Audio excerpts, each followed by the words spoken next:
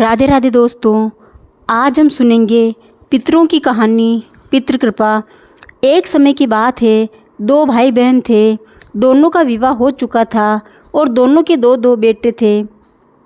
बहन विधवा हो चुकी थी और अपने भाई के घर रहती थी।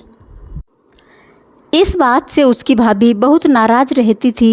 ऐसे ही पितृपक्ष आया तो भाई बोला, मैं पितरों के तर्पण और पिंडदान के लिए गंगा जी जा रहा हूँ। ऐसा कहकर वो गंगा जी के लिए चला गया।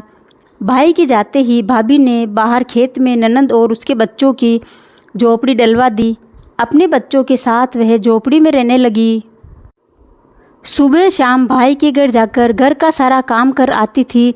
बदले में भाभी बच्चा कुचा खाने को उसे दे देती थी। जब भी वह भाभी के घर से आती तो आटा छानने वाला कपड़ा अपने साथ ले आती थी। घर आकर उस आटे में सने हुए कपड़े को पानी में घोलकर चूल्हे पर चढ़ाकर पकाकर बच्चों को देती और कहती, खीर है खा लो। ऐसे ही समय बीतने लगा। एक बार भाभी ने उसे एक कपड़ा ले जाते देख लिया तो बोली, बाई जी, आटा छानने का कपड़ा कहाँ लेकर जा रही हो? इसे यहीं छोड़कर जाया करो।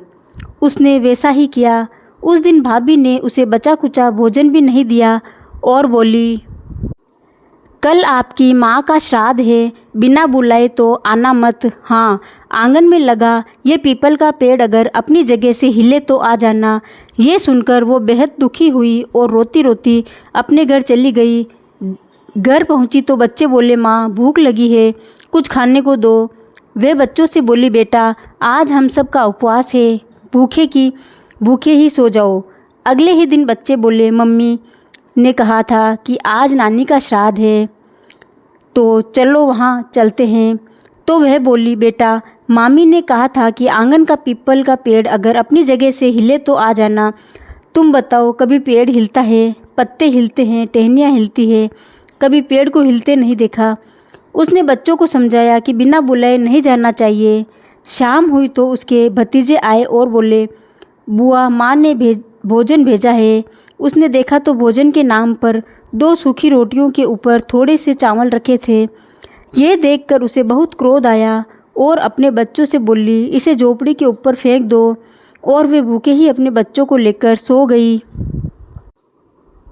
सारी रात गंगा माँ को याद करती रही और बोली, माँ गंगा, मेरे भाई की रक्षा करना, वो हमारी रक्षा करेगा। अगले दिन भाभी आई और बोली, बाई जी, कल तुम्हारे पिता का श्राद्ध है, बिना बुलाए मत आना, लेकिन आंगन का पीपल का पेड़ हिले तो आ जाना। अगले दिन भी वे भाभी के घर भोजन के लिए नहीं गई। शाम को फिर उसके भतीजे आए और 2 सूखी रोटियां और चावल के साथ दे गए। उसने फिर वे रोटी और चावल झोपड़ी के ऊपर फिकवा दिए और भूखे ही बच्चों को लेकर सो गई और सारी रात रोती रही। माँ गंगा से प्रार्थना करती रही।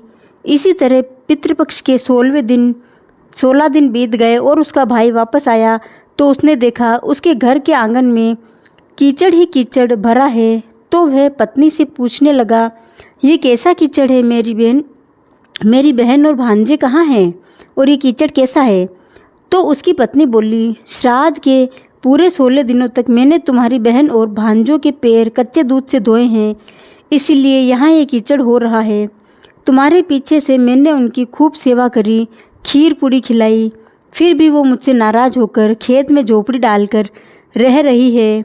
भाई खेत पर पहुँचा तो वे देखता है कि वहाँ कोई झोपड़ी नहीं थी, वहाँ एक आलीशान महल बना हुआ था